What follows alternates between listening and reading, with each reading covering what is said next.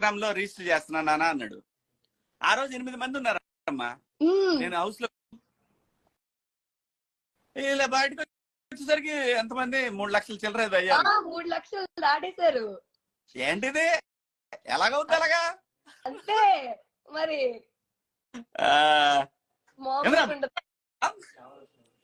పల్లవి నువ్వు తిన్నావా? ఇప్పుడే వాడు 3 రోజుల తర్వాత తిన్నాడంట.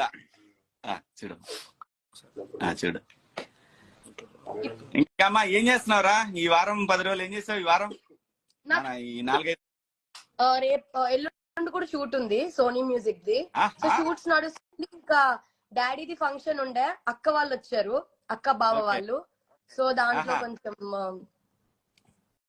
బిజీ.